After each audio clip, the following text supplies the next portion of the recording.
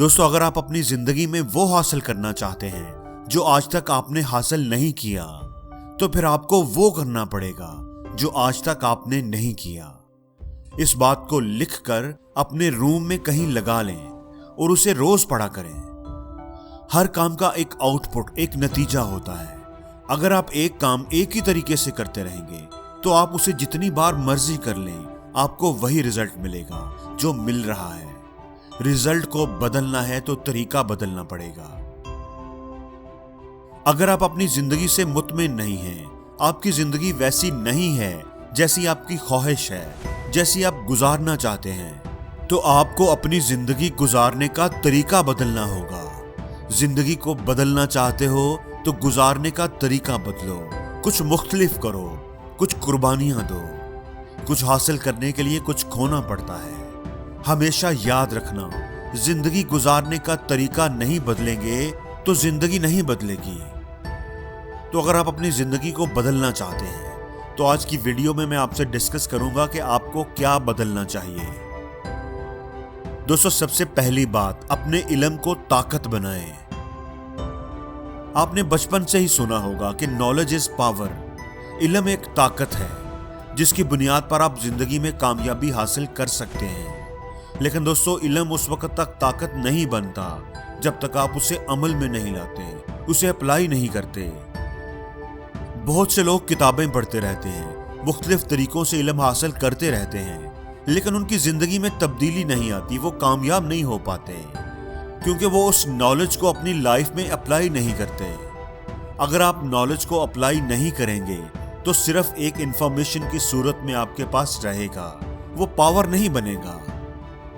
आप तैराकी सीखना चाहते हैं तो आपको तैराकी पर बहुत सी किताबें, बहुत सी वीडियोस मिल जाएंगी।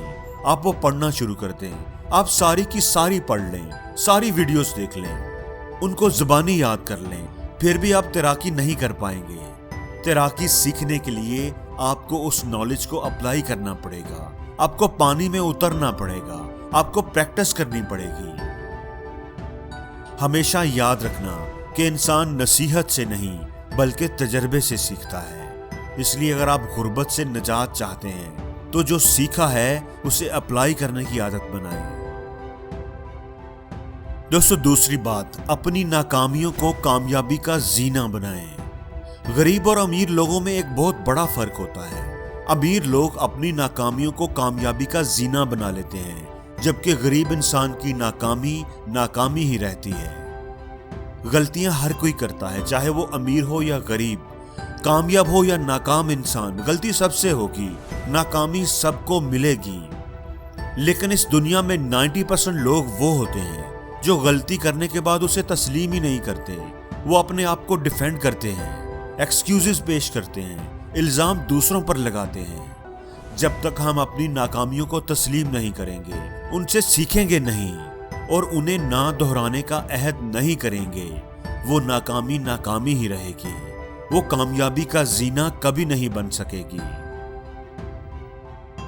दोस्तों, तीसरी अहम चीज है आपकी सोच का बीज।